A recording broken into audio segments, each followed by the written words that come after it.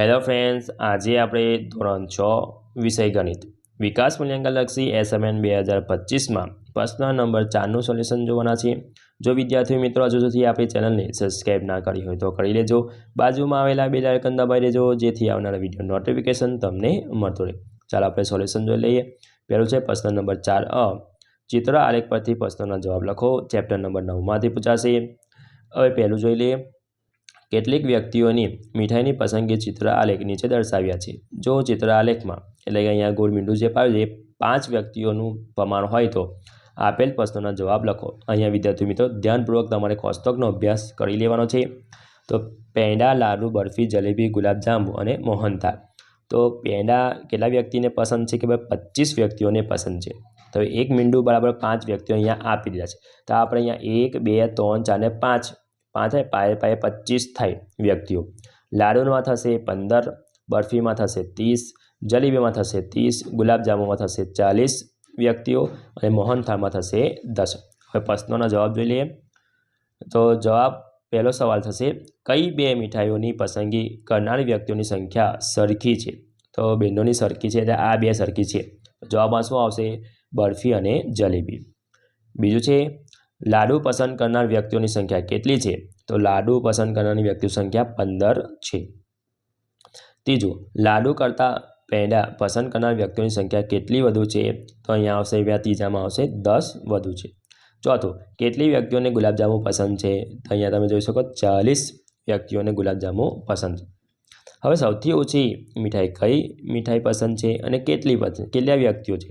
સૌથી ઓછી પસંદ કરનાર વ્યક્તિઓ છે ભાઈ મોહનથાળ। કેટલા વ્યક્તિઓ છે કે ભાઈ 10 વ્યક્તિઓ છે। બીજો ચિત્ર આલેખ છે। તો એક કબાટમાં 6 ખાના છે। દરેક ખાનામાં ચોપડીની ગોઠવેલી છે। નીચે ચિત્ર આલેખ પરથી માહિતી આપેલી છે। ચિત્ર આલેખ પરથી નીચેના પ્રશ્નોના જવાબ લખો। તો પહેલું છે ખાના નંબર 1 ચોપડીઓની સંખ્યા એટલે 70 છે। તો અહીંયા એક ચોપડી જે દોરેલી છે એના પર 10 ચોપડી આપણે ગણવાની છે। એટલે કે ખાના નંબરમાં 1માં 70 ચોપડી થઈ, ખાના નંબર 2માં 50, ખાના નંબર 3માં 60, ચોથામાં 90, પાંચમામાં 90 અને છઠ્ઠામાં 50। તો પહેલો પ્રશ્ન જોઈ લઈએ। કબાટના ખાના નંબર 3માં કેટલી ચોપડીઓ છે? તો જવાબ હશે અહીંયા ખાના નંબર 3માં 60 ચોપડીઓ છે। હવે તમે જોઈ શકો। હવે કબાટમાં કુલ કેટલી ચોપડીઓ છે? તો અહીંયા વિદ્યાર્થી મિત્રો 70, 50, 60, 90, 30 અને આ આપણે સરવાળો કરતા તો ટોટલ અહીંયા જવાબ આવશે 350 ચોપડીઓ છે। 1 થી 6 ખાના। કબાટના કયા ખાનામાં સૌથી વધારે ચોપડી છે? તો ખાના નંબર 4માં સૌથી વધારે છે। કબાટના કયા ખાનામાં સૌથી ઓછી ચોપડીઓ છે? તો સૌથી ઓછી છે અહીંયા ખાના નંબર 5માં। અને કબાટના કયા ખાનામાં ચોપડીઓની સંખ્યા સરખી છે? બેનો સરખી હોય એવી। તો ખાના નંબર 2 અને 6માં બેનો 50-50 સરખી છે। ત્રીજો ચિત્ર આલેખ। સહશિક્ષણ આપતી એક મિડલ સ્કૂલ એટલે માધ્યમિક શાળાની દરેક છોકરીઓની સંખ્યા આપેલ ચિત્ર આલેખમાં ચિત્રિત કરેલ છે। તેનું અવલોકન કરી નીચેના પ્રશ્નોના જવાબ આપો। તો ધોરણ 1 થી લઈ 8 લગીને આપેલા છે। તો ધોરણ 1માં 24 છોકરીઓ છે, ધોરણ 2માં 18, ધોરણ 3માં 20, 4માં 14, 5માં 10, 6માં 16, 7માં 12 અને 8માં 6। પહેલો પ્રશ્ન કયા ધોરણમાં સૌથી ઓછી છોકરીઓ છે? તો અહીંયા જવાબ હશે સૌથી ઓછી છોકરીઓ ધોરણ 8માં છે। શું ધોરણ 6માં ધોરણ 5 કરતાં છોકરીઓની સંખ્યા ઓછી છે? ના। ત્રીજો ધોરણ 7માં છોકરીઓની સંખ્યા કેટલી છે? તો ધોરણ 7માં ધોરણ 7ની અંદર છોકરીઓની સંખ્યા 12 છે। ચોથું ધોરણ 1 થી 8માં કુલ કેટલી છોકરીઓ છે? હવે ટોટલ આપણે અહીંયા માણીશું અહીંયા સરવાળો તો કેટલી આવશે? 120 આવશે। ટોટલ માણીશું 120 છોકરીઓ થશે। હવે ધોરણ 7 કરતાં ધોરણ 1માં કેટલી છોકરીઓ સંખ્યા કેટલી વધારે છે? તો અહીંયા આવશે 12 વધારે છે। હવે ચોથો ચિત્ર આલેખ જોઈ લઈએ। તો અહીંયા આપણને ગામ આપેલા છે અને ચિત્ર એક ટ્રેક્ટર આપેલું છે, ટ્રેક્ટર દોરેલું છે। તો ગામ એમાં 6 ટ્રેક્ટર છે, ગામ બીમાં 5, ગામ સીમાં 8, ડીની અંદર 3 અને ઈની અંદર 6। તો કયા ગામમાં સૌથી ઓછી સંખ્યામાં ટ્રેક્ટર છે? તો અહીંયા જવાબ આવશે અહીંયા ડીમાં સૌથી ઓછી છે. કયા ગામમાં સૌથી વધારે સંખ્યામાં ટ્રેક્ટર છે? તો અહીંયા આવશે ગામ સીની અંદર. ત્રીજું, બી ગામમાં સરખામણીમાં સી ગામમાં કેટલા વધારે ટ્રેક્ટર છે? કે 3 વધારે ટ્રેક્ટર છે. હવે આ 5 ગામમાં કુલ ટ્રેક્ટર કેટલા છે? સરવાળો આપણે માણીશું તો 28 આવશે. ટોટલ કેટલા છે? 28 ટ્રેક્ટર છે. ગામ ડી કરતાં ગામ ઈમાં કેટલા વધારે ટ્રેક્ટર છે? તો કેટલા વધારે છે ભાઈ? 3 વધારે છે. હવે પ્રશ્ન નંબર 2 નીચેના દાખલા ગણો. ચેપ્ટર નંબર 11 છે. પહેલું છે, નીચેની મેચ પેટર્ન બનાવવા માટે કેટલી જીવાસળીની જરૂર પડશે તેનો નિયમ શોધો અને નિયમ લખવા ચલનો ઉપયોગ કરો. હવે પહેલું છે મૂળાક્ષર ટી માટે પેટર્ન. ટી માટે જવાબ શું આવશે? અહીંયા 2n. મૂળાક્ષર જે માટેની પેટર્ન 1 2 3 શું આવશે? 3n. હવે મૂળાક્ષર યુ માટે 1 2 3 3n આવશે. અને મૂળાક્ષર વી માટે 1 2 એટલે 2n આવશે. બીજા નીચેના દાખલા ગણો. પહેલું જોઈ લઈએ. સૈન્યના તાલીમોએ પરેડ કૂચ કરે છે. દરેક હારમાં 5 તાલીમાર્થીઓ છે. આપેલ સૈનિકના તાલીમાર્થીઓની સંખ્યા અને હાર માટે કયો નિયમ થશે? હારની સંખ્યા માટે આર વાપરો. તો પહેલો દાખલો જોઈ લઈએ કે આર બરાબર 1 તો આર બરાબર 2 થઈ જશે. અહીંયા થશે આર બરાબર 3. તો હારની સંખ્યા આપણે આર ગણી લઈએ. તો દરેક હારમાં તાલીમાર્થીઓની સંખ્યા 5 છે. તો હાર 1 છે ત્યારે તાલીમાર્થીઓની સંખ્યા થશે 5 એટલે કે 5 ગુણ્યા આર થશે. હાર 2 છે ત્યારે તાલીમાર્થીઓની સંખ્યા થશે 10 એટલે કે 5 ગુણ્યા આર થશે. હાર 3 છે ત્યારે તાલીમાર્થીઓની સંખ્યા થશે 15 એટલે કે 5 ગુણ્યા આર. તો નિયમ શું બનશે? 5 ગુણ્યા આર. હવે બીજો દાખલો જોઈ લઈએ. જો પેટીમાં 50 કેરી હોય તો કેરીની કુલ સંખ્યા અને પેટીની સંખ્યાને કેવી રીતે લખી શકશો? પેટીની સંખ્યા માટે બી સંકેત વાપરો. તો એક પેટીની અંદર કેરીની સંખ્યા કેટલી છે ભાઈ? 50.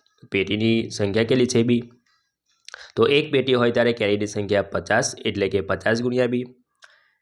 2 પેટી હોય ત્યારે કેરીની સંખ્યા થશે 100 એટલે કે 50 ગુણ્યા બી. 3 પેટી હોય ત્યારે કેરીની સંખ્યા થશે 150 એટલે કે 50 ગુણ્યા બી. આમ પેટીના ઓમાંથી કેરીની કુલ સંખ્યા થશે 50 બી. હવે ત્રીજો દાખલો. શિક્ષકે દરેક વિદ્યાર્થીઓને 5 પેન્સિલ વહેંચી. તમે કહી શકશો કે પેન્સિલની જરૂર પડશે. વિદ્યાર્થીની સંખ્યા આપેલ છે. વિદ્યાર્થીની સંખ્યા માટે એસ વાપરો. તો જોઈ લઈએ અહીંયા આપણે.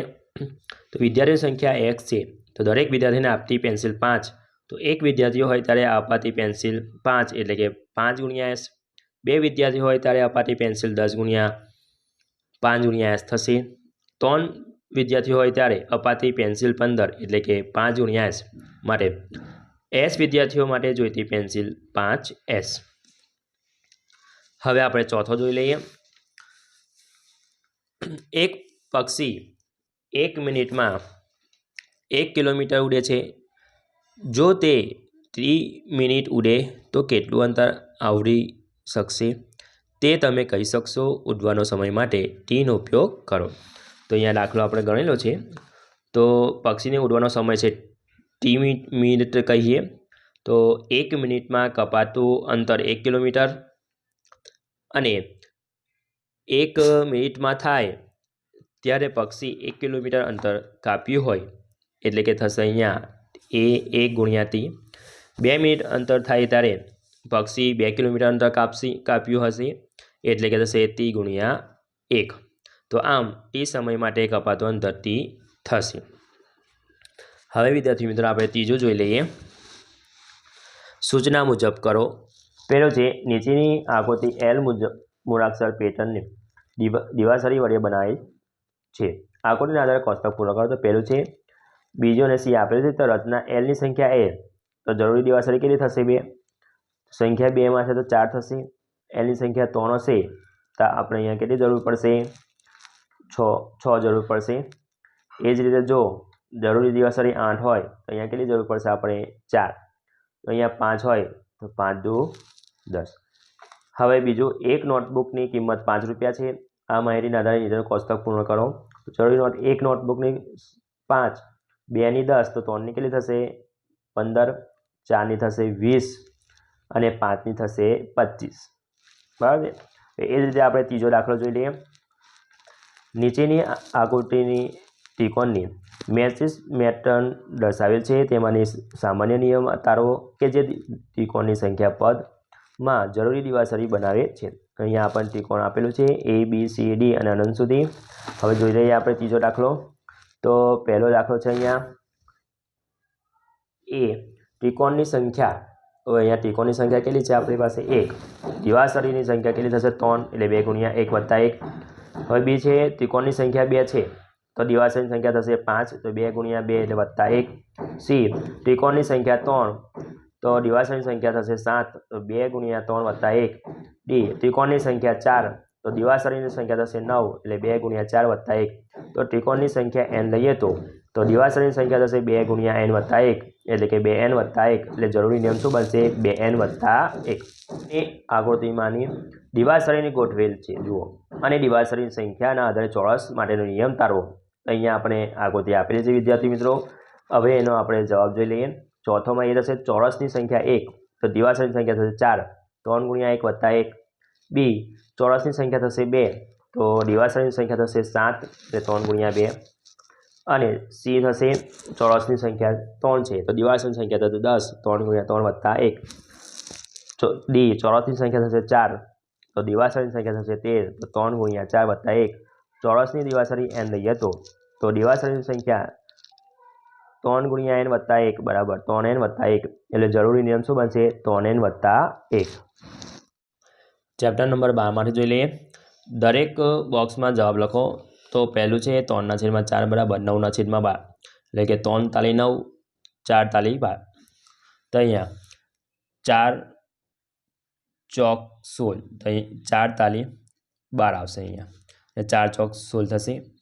એ જ રીતે 4 પંચા 20, તો અહીંયા શું આવશે 20, એટલે 3 પંચા 15, તો 3 છંગ 21 અને 4 છંગ 28. બીજું જોઈ લઈએ 2/3 બરાબર 8/12, તો અહીંયા થશે 4 દુ 8, તો 4 તાલી 12, 7 દુ 14, તો 7 તાલી 21,